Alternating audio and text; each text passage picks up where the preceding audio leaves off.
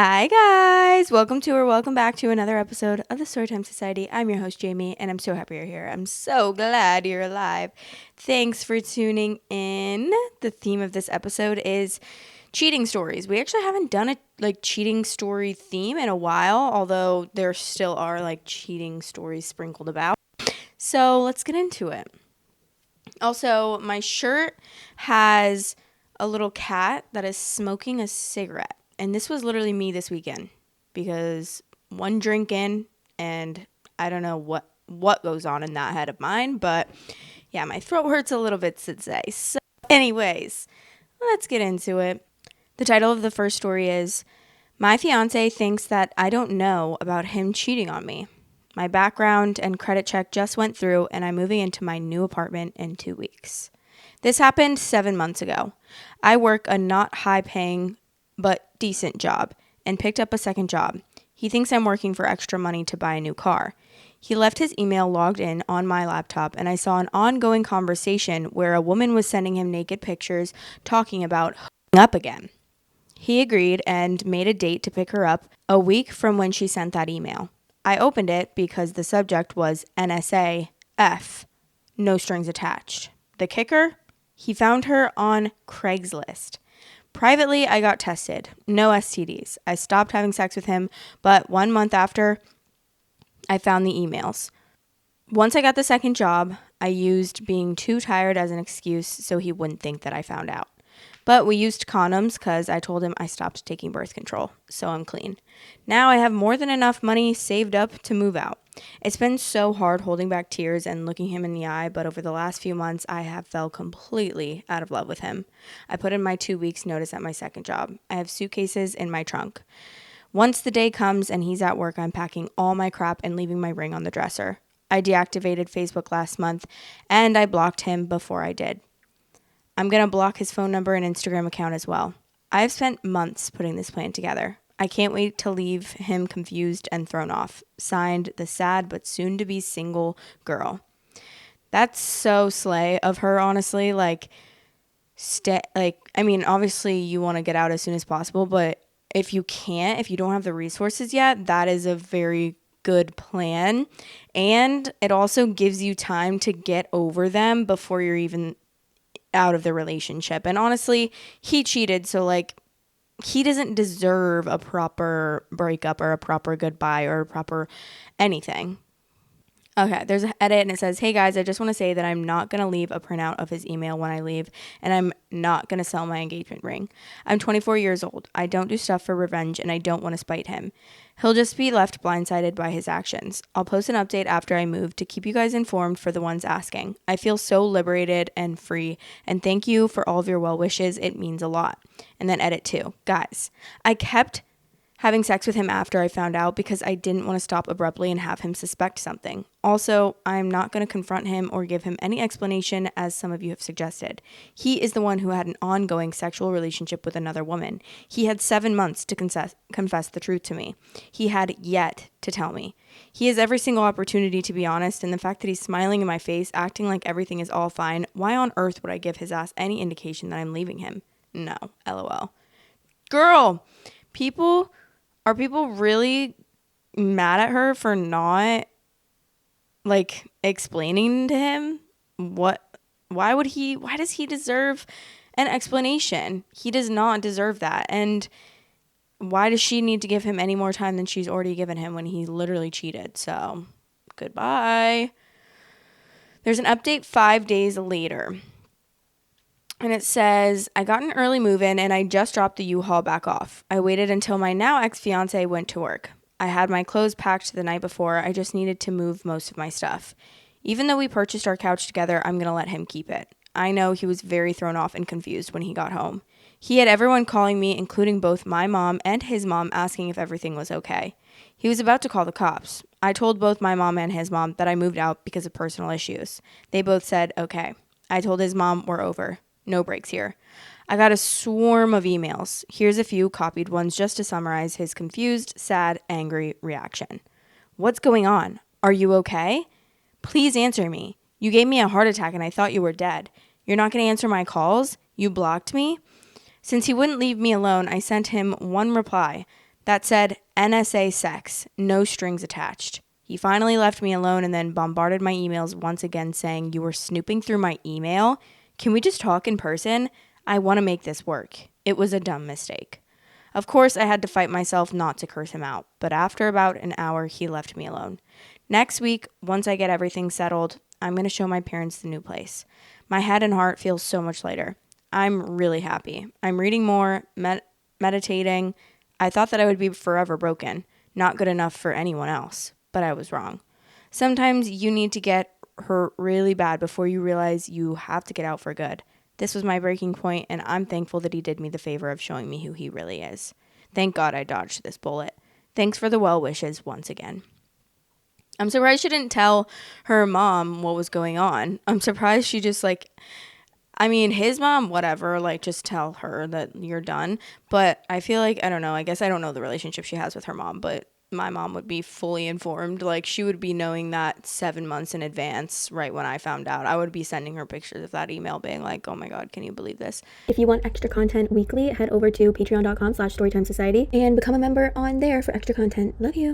Some final relevant comments. Someone said, "You should probably let some people you trust know why you're doing this." And then she said, "I told my family I moved. They don't need to know why. We aren't married and we have no kids. We have no ties to each other to get other people involved." That's so interesting that she wouldn't want to talk to other people about it. I mean, to each their own. However you want to deal with the situation is however you want to deal with it. But I'm just a little surprised because I feel like at least I would want to tell people close to me and my family so that I could get their support.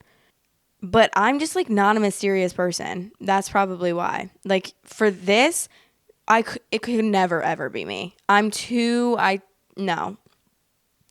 I would actually never be able to hold that in. I would be telling everyone in my life. I'd be calling my fucking best friend from 3rd grade that I haven't talked to in 17 years being like, "Guess what happened to me?" I mean, maybe not actually, but if someone called me, an old friend, and they were wanting to talk and they wanted to catch up, I would definitely be telling them. I would be telling anyone who would want to listen. Someone said, "I hope she wasn't shocked when he told everyone she was cheating on him and left for someone else. But I never understand why anyone wouldn't tell at least their own friends and family what the cheater did, but to each their own, I guess." See, that's what I was also thinking too. But also, everyone deals with things differently. So I just have to take into account that not everyone is going to. I mean, honestly, she's so strong for being able to even stay for 7 months because I don't know. I don't know if we would make it out alive if I had to be living with someone for 7 months that literally cheated on me like that. No. No. I would be sleepwalking into a fist fight with him. The title of the next story is, "My wife doesn't know that I know she's having an affair." Not asking for advice, just venting. I, 49 male, have had suspicions that my wife, 37 female, is having an affair for a few months. I will admit before I go into it that I am very low libido. We've been together for 16 years, and I wasn't always this way. But the past 5 years or so, I just don't have an interest in intimacy. My wife has said this is a problem for her, but I never thought that she would have an affair. Anyways, my wife was doing her usual texting and smiling at her phone the other night on the couch when she dozed off and let her phone fall to her lap. I grabbed it before it locked and checked her texts. The top text was someone called Dr. Michael. She's a nurse at a hospital, so I assume he's a doctor that she works with. They talked of things they've done together, seeing each other again, and just normal everyday conversation. He kept calling her baby girl, and she'd call him babe or daddy, which made no sense since she's older than him. Some of their convos are pretty deep, there's an emotional element which hurts a lot more. I looked at the pictures they've shared with each other, selfies, memes, spicy pics, and the most soul-crushing one he sent her that appeared to be him inside of her. I went to block his number and saw in the contact notes that my wife had saved his birthday. He was born in 1993. Not only is he about 5.5 years younger than my wife, he is 17 years younger than me. This felt even more crushing somehow. I can hardly look at her now. I just needed to get that off my chest, and it's too embarrassing to tell my family or friends. If you made it to the end, thanks for reading. Wait, I am sorry. I'm sorry. I'm like a little confused. Okay, so let's get this math right. He's 12 years older than her, which, looking at it, okay, not bad. She's 37, you're 49. That's normal to me. They've been together for 16 years. So she was 21 when they got together, and he was 33. I'm sorry. I can't. No. Sorry. That is just kind of crazy to me. But honestly, not crazy because that's just such a common thing, I feel like. Someone said, aside from the cheating stuff, have you tried to test your testosterone for the low libido? And then someone said, yeah, man, a lot of guys think low sex drive just comes with age, but that's not always true. What she did is still wrong, but checking your health could help you feel better no matter what happens with the marriage. Yeah, because I feel like it's not as common for like a man to have a low libido. Obviously, I know there are some that do, but I feel like men always have such a high libido, and then women tend to not. But I know that there are some women that have high libidos as well. Okay, I'm not saying that is with every single person in the world. That's just like what I've found is common with all of my friends. And then like having a boyfriend, all of his friends, I know that they all have. I don't know why I know that. That's weird of me to say, but yep, okay. Okay, whoa. This girl said, cheating is wrong, of course, but your wife is much younger than you. I have no idea why you married a 21-year-old at 33, because it's a complete mental leap and a stage in life, but I'll give up on it. You were both adults after all. And you admit that you've had a low libido for several years and there's been no sex in your relationship. And what? Haven't you done anything about it for several years? You haven't had your hormone levels checked. You haven't had check if you have any medical conditions. You haven't seen a sexologist to see if the cause is something with mental health. You haven't done anything to find the cause of the problem and try to fix it. And you just expected your wife, who is 12 years younger than you, to simply accept the lack of intimacy with her husband. Really? Well, yeah. I also have a very low libido. Like, low libido, I think I could probably do one time a month and I would be like set, you know? And I actually guess I haven't really gotten anything checked like that. I also am on medication for depression and anxiety. So, like, and the depression medication that I'm on, I've researched it. And if I'm not mistaken, it's like a specific medicine that's supposed to help your libido. Because for a while I was like, maybe it's my depression medication, but like even before my depression medication, I still didn't have a very good libido or a very high libido. But at the same time, I was depressed, so I was like, maybe it was because I was depressed. But no, I just don't have I just have a low libido, and I don't know. It's like I feel like I've kind of just come to accept that, and like I've learned to compromise in my relationship. But should I get checked out? Like, should I get more checked out or something? I feel like it's not that crazy for a woman because obviously men have testosterone, which like feeds into you know, their libidos. And like, I don't know. I'm not educated, but I've done so much research because I'm like, what can I do like to make my libido higher? Like, obviously hormones. I need to get my hormones checked or something. I don't know. I don't know. All right, this is an update and it's one day later. As a brief refresher, I, 49 male, found texts between my wife, 37 female, of 16 years and her doctor coworker, 32 male, that made it clear they're having an affair. I confronted my wife after she got home from work last night about the texts between her and Dr. Michael. She admitted everything and seemed bewildered that I was hurt. She said she doesn't think of him seriously. He's just a friend with benefits. She said it's mostly my fault for ignoring her concerns about our stale love life. She said she tried with me and I didn't try back, so she gave up. She told me she sees me as a predator now that stole much of her youth. Wait, sorry. Because I'm a glutton for punishment, I demanded to see more texts since I originally found out. She showed me and they were bad. Him telling her the 6 things he wants to do to her and calling her sweet girl and her saying anything you want and when I'm with you, I'm yours. Playing up the doctor BS, follow doctor's orders, baby girl. I thought I was going to puke. I lost it and called her a word that starts with a W and rhymes with chore. I don't know if it will get censored if I type it out, which opened a big can of worms. She countered by telling me that Dr. Michael is better than me in every way. He's taller, stronger, bigger, more powerful, more handsome, more passionate. He F's her better than I ever did. When I think she's out with friends, she's actually at his apartment being manhandled. To top that off, she said it wasn't the first time. She reminded me of when she went to Manhattan last summer for a friend's birthday. She said she met a 26-year-old guy visiting from the UK and that he asked her to go back to his hotel room with him. Of course she obliged. I accused her of making this up just to upset me, at which time she pulled out her phone, scrolled for a couple of minutes, and then turned the phone around to show me this young man, beaming from ear to ear outside of a bar with my wife draped in his arms like she was a toddler. So now there's some kid on the other side of the world telling his buddies about how he effed some girl in New York. That was my wife. This experience taught me that my wife hates me and resents me and has been out to punish me for my low libido. She told me just because I've lost interest in her doesn't mean other men aren't interested in her, and she's right about that.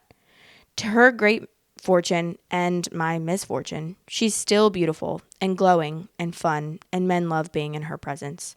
As much as I hate her, I also know I blew it with her. Divorce lawyers are being called on Monday, and I've saved a long list of therapists in the area that my insurance covers, and I'm looking to be in therapy by next month.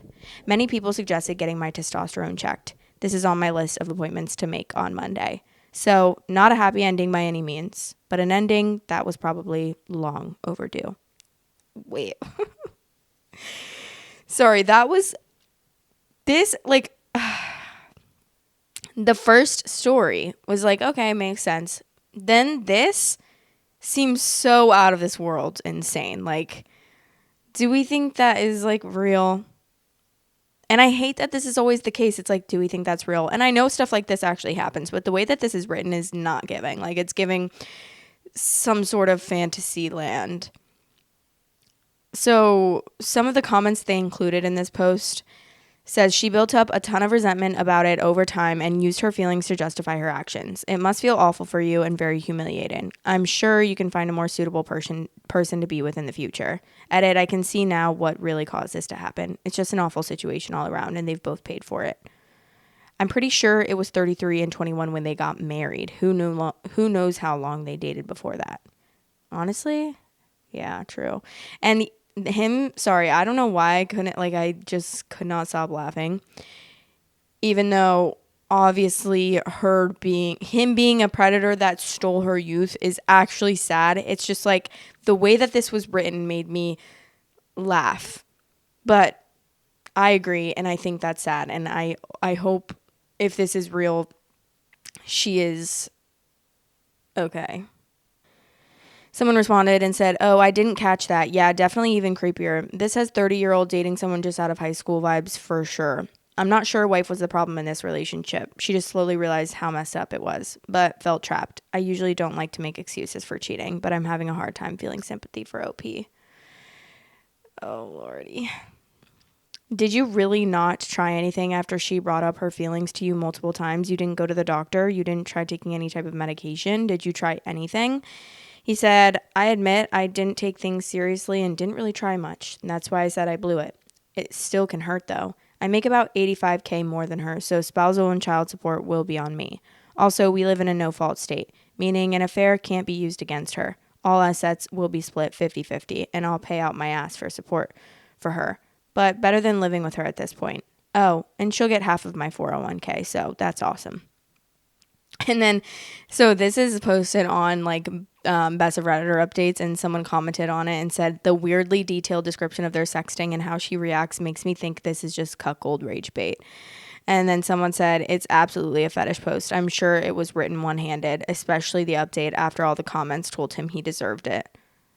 And all of these people are saying this sounds like a cuck fetish.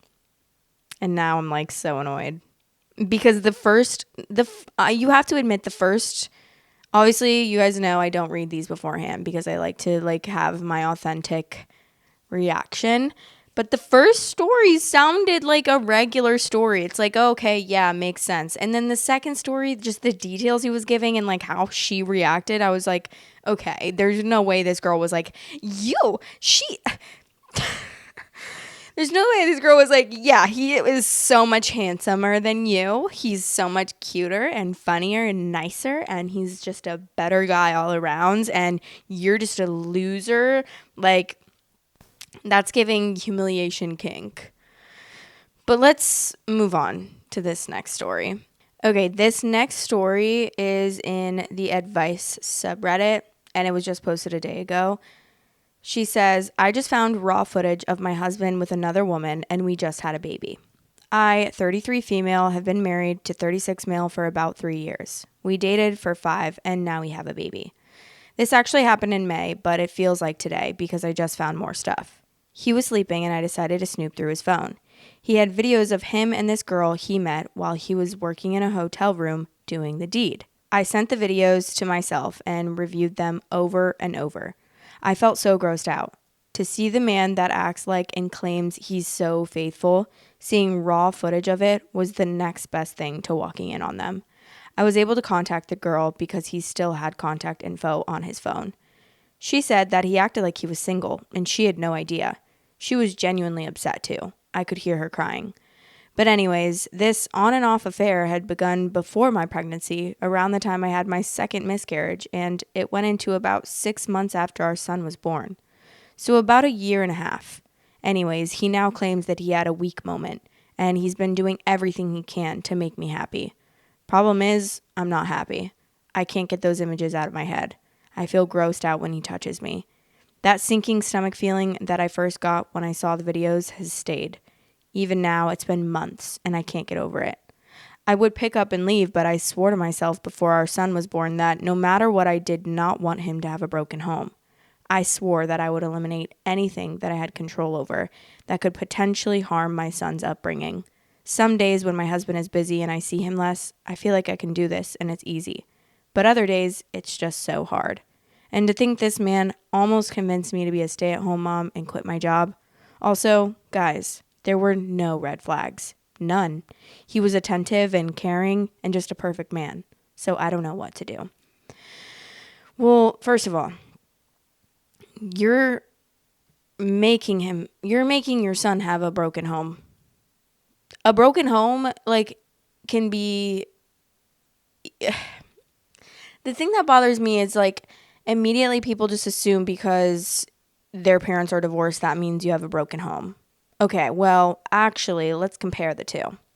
Let's say Timmy's parents have decided to get a divorce, and they end, and they, even if they don't end amicably, they make things amicable, and they become civil, and they co-parent, and they do the best that they can to keep a good, healthy relationship, like co-parenting at least. They don't have to be the best of friends.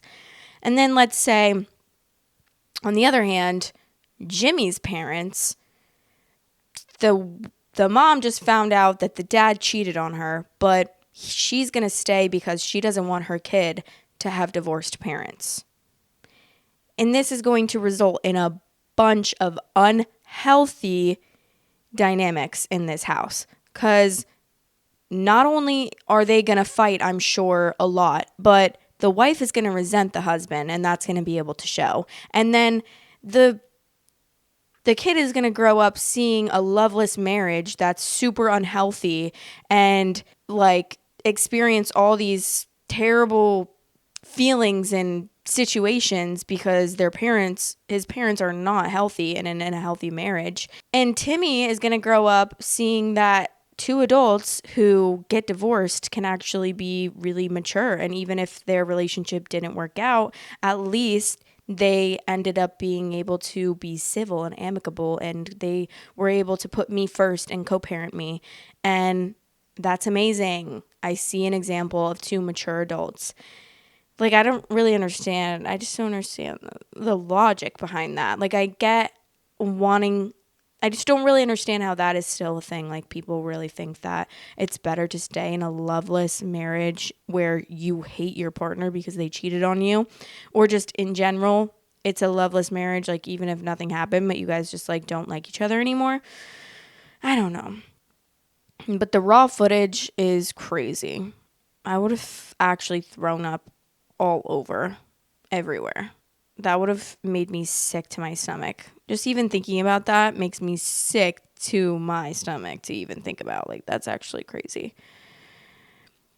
Okay, someone said, you already have a broken home. Keeping the physical appearance doesn't change the fact that mentally and emotionally your family life is broken. It's not your fault, and there's nothing you can do about it to fix it. All you're really doing is showing a kid what an unhappy family looks like. You're showing an example of what your kid should do if he ever gets cheated on by a spouse, to stay married and be unhappy. If that's the future you want your kid to learn from, then by all means, keep doing what you're doing. You're not a robot. You can't perfectly hide your resentment and emotions. Kids see everything. They will see how you feel disgusted by husband, and guess what? He'll think that's normal. You teach a kid to be comfortable with something wrong. There's no benefit of keeping up the appearance. You aren't really benefiting the kid at all if you thought faking everything would solve things. Kids learn from their parents' behavior. You're just prolonging exposure to a terrible environment. You don't want to harm someone's upbringing, then lead by example.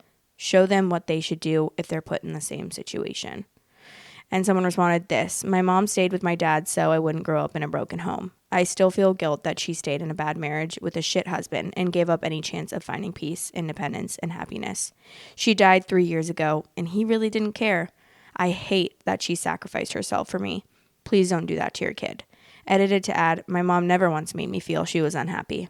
As I got older, I began to put the pieces together. I tried apologizing so many times, but she wouldn't hear it. I miss her every day.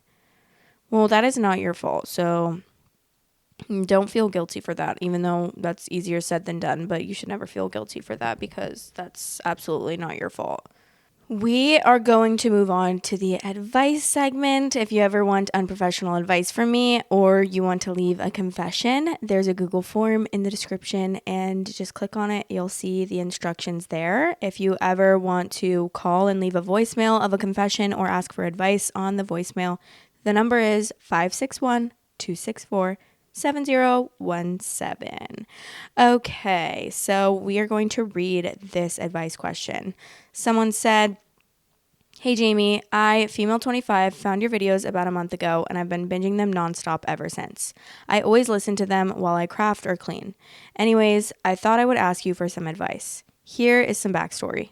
Growing up, I lived with my mom and we were best friends. My mom is a single mother of 5 kids. I'm the middle child. I grew up in a very conservative state, and growing up, I constantly felt under pressure from those around me.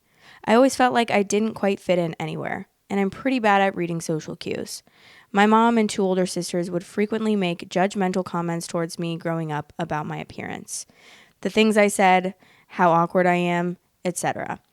There's a lot more to the story of my strained relationship with my mom, but if I were to type it out, it would be pages long, so I will just skip this for now. The most important thing to take away from all of this is that I got made fun of a lot, but most of the time, it was by my family. I love my family, but every time I'm around them, I feel so sad and like a smaller version of myself, if that makes sense. When I was a freshman in high school, my 2 older sisters moved away, and a lot of the responsibilities fell onto me. For the next few years, I found myself taking care of my 2 young siblings while my mom was away at work. My mom would come home exhausted from work every day and zone out on her phone, or simply go to sleep. She worked nights and oftentimes would sleep during the day. I would pick up groceries and cook my siblings dinner almost every single night, and pretty much was the only one who would do any cleaning around the house. I feel like over time, these things got taken for granted. Nobody really cleaned up after themselves because they just assumed that I would do it. I felt like the only time I could gain my mother's attention was after I cleaned the house. My worth became tied to how much I can do for my family. I was honestly happy to do these things. I love my siblings like they're my own children. Except they aren't my children. They're my siblings. It was so bad that my family would joke that I'm like the dad of the family. I was happy to help out my mom. Things changed once I met my current partner, female 32. Let me preface this by saying that my partner is amazing. She constantly is considering others and is the kindest person that I know. She's truly a good person and I love her so much. There is not a doubt in my mind that I want to marry her someday. She has helped me reflect on who I am as a person and become a better version of myself. When we first met, she began to point out that my family's treatment of me was a bit unfair. She helped me to realize that my family wasn't kind to me and that I deserved to be treated with kindness. After a while, I stopped cleaning up after them and I stopped making them dinner every night. Looking back, I guess I was trying to set a boundary in a way. My mother began to get really upset. The offhand, judgmental comments began to get worse. She would often come home and blame my current partner and I for not cleaning up after ourselves in the kitchen. Oftentimes, it was my younger siblings leaving the messes. She would also get upset when we would make meals for ourselves rather than everyone in the household. Eventually, she demanded that we begin to pay her rent. This made sense at the time since I had stopped helping out around the house so much, except she was demanding a very high amount that we couldn't afford with my teaching internship at the time. Eventually, my internship was over. We packed up everything and left to my partner's home state with her parents, about 12 hours away, because we just simply couldn't afford to live with my mom anymore. I felt so disconnected from everyone around me, and I was just done, so we moved.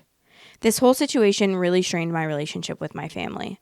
I don't talk to them as much as I used to because every time I do, I feel like such a deep sadness. I don't visit that often. My mom doesn't really call or text me that often.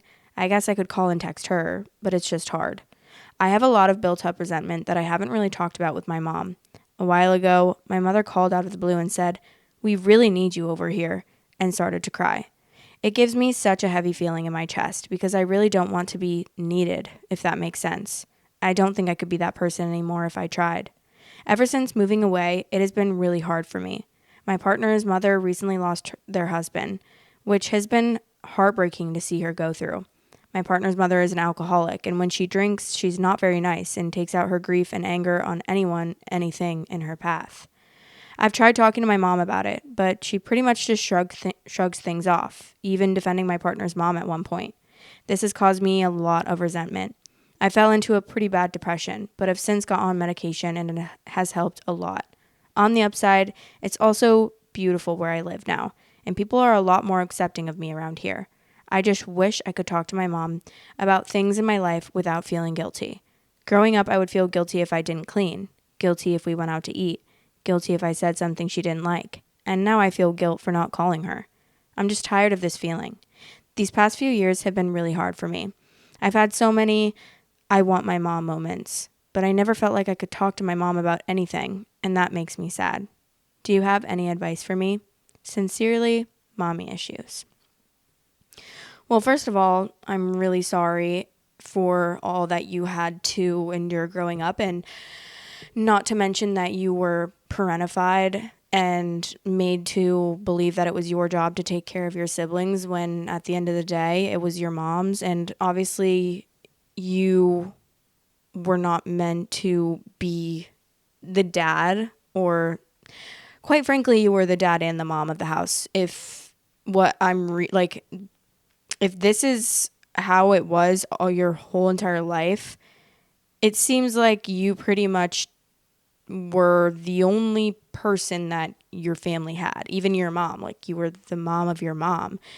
And to her saying that they really need you, I mean, it's just, I don't want to talk shit about your mom, but she seems like a really selfish person. It seems like she only calls you because she needs you, and she's not calling you to actually figure out how's your life going? How are you? You're the kid that helped me and did so much for me, and yet she's not even trying to reach out to you and trying to talk to you and keep a relationship with you. And the only time that you guys talk on the phone, she's saying that she needs you and is trying to guilt trip you into feeling like you need to be there to take care of everyone when you've done that your whole life, and you shouldn't have never even been doing that your whole life.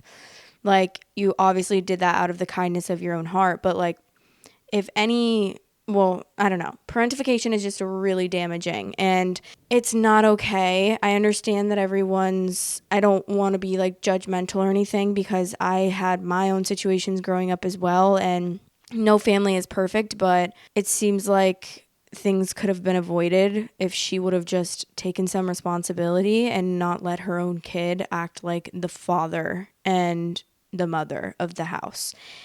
I think that the best thing for you to do would be to take a step back, and you and your partner can support each other in taking a step back from your mothers because it doesn't seem healthy on either end. And I feel like it would probably be best for you guys to just like really ground yourselves in making the relationships that you have that truly care for you as well, because I'm sure your mom cares for you, but it seems like she has something going on where she's just like a little bit selfish, a little bit manipulative, and she never truly even appreciated you. And I don't know if she ever will, but just know that you deserve to be appreciated. And what you did was a lot. And especially on a kid, that's a lot.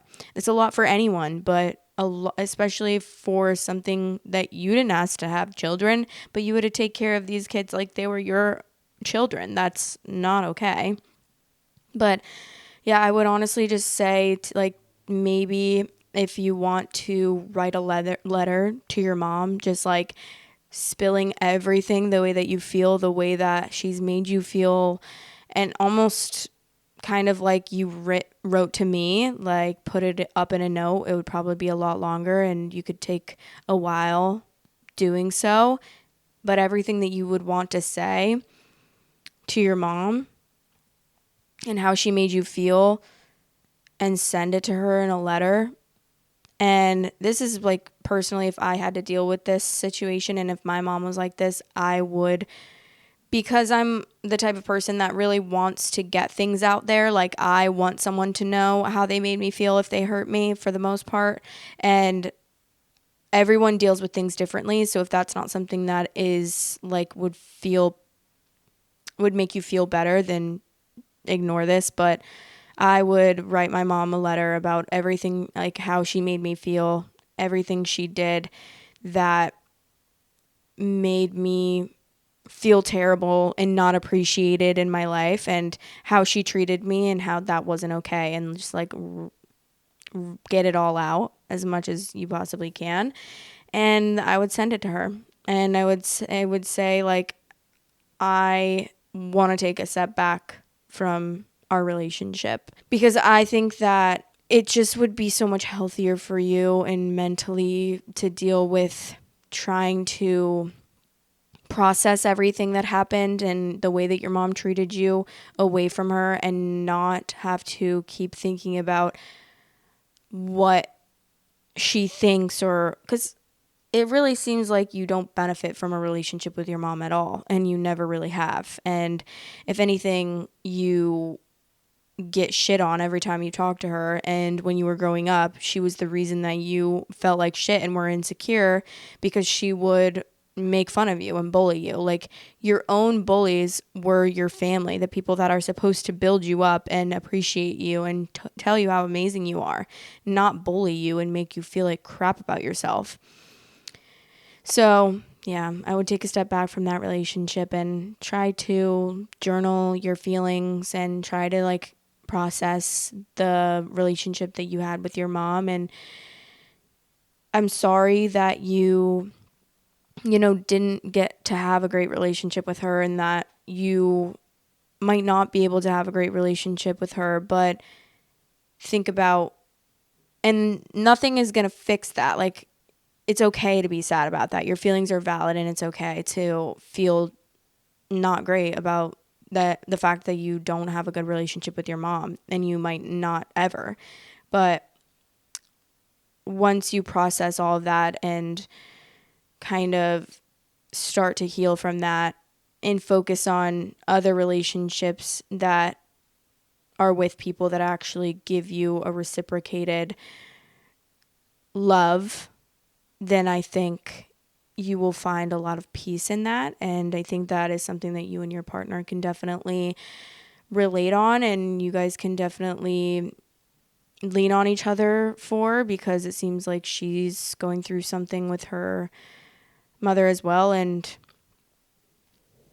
I think that you guys could definitely be of benefit, but also remember to, independently work on these things as well. Obviously, I always recommend therapy, and that's definitely something, if you have the resources to go to therapy, it's definitely would be a great thing to work through, because I know my therapist helped me a lot in recognizing some unhealthy patterns that I had with my mom, and just kind of like the enmeshment that my mom, which I never really like realized. I knew that it was a little bit much, but I never really knew the extent of it. But going to my therapist and talking to her about it definitely helped me a lot. And I even like talked to my mom about it, and I was like, my therapist thinks that like you need to go to therapy as well and work on your enmeshment and like attachment to me and your codependency as well, because at the end of the day it's like affecting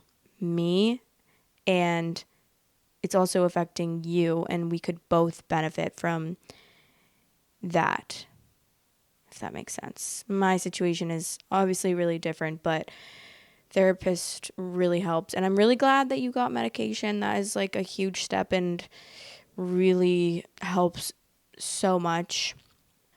I'm so happy that you live somewhere more accepting of you and somewhere that you can really like take in the beauty around you, and you can be like physically separate from your mom, because I think that will definitely help a lot. And your mom's going to have to she's going to have to figure out how to live without you and how to support herself, and it's not your responsibility to take care of your mom and take care of the decisions that she made, that to have kids and like have a family. That wasn't your decision, that was her decision, and she needs to be an adult and take responsibility. So I hope that helped. I really appreciate your entry, and I thank you so much for, being vulnerable and being able to write all of this out and ask for advice. I think that it definitely shows a lot of strength, and yeah, I really hope that everything goes well for you, and I hope that you can start to heal from the relationship that you have with your mom. And I wish you nothing but the best. You sound like an amazing, very selfless and giving person. And just remember to take care of yourself, because if you don't take care of yourself, then there's no way you can take care of other people. Like, just constantly taking care of other people is just it's no life to live. Like, you really have to put yourself first and try to fill your cup up because you can't pour from an empty cup. So it's really important to do so. But I love you so much, and I hope that helped. And I really appreciate you. But that is the end of that episode. Please let me know what you thought about the stories. Let me know if you have any advice for the advice segment. Remember to be kind, and I hope that you enjoyed the episode. I love you guys so much, and I'll talk to you in the next episode. Bye. Storytime Society is now available on all listening platforms. If you are on any of those listening platforms, I would really appreciate it if you rated me 5 stars. Thanks for all the support. Love you guys. Thanks for watching. Please like, comment, and subscribe.